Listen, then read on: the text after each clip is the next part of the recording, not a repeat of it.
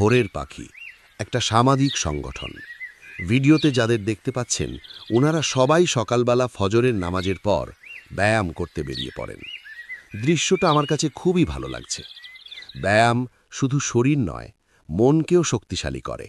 রোগ প্রতিরোধ, শক্তি বৃদ্ধি এবং মনকে সতেজ রাখতে সাহায্য করে। সুস্থ থাকতেই স্বাস্থ্যের গুরুত্ব বোঝা উচিত, আর সকালের ব্যায়াম একটি বড় পদক্ষেপ। ব্যায়াম মনকে চাঙা করে, কর্মস্পৃহা বাড়ায়। এটি মানসিক চাপ কমিয়ে দিনের শুরুটা সতেজ করে তোলে। সবারই শরীরের যত্ন নেওয়া প্রয়োজন। এটি একমাত্র জায়গা যেখানে আপনাকে আমাকে বাস করতে হবে। শরীরকে ভালোবাসা ও যত্ন করার সেরা উপায় হলো ব্যায়াম করা।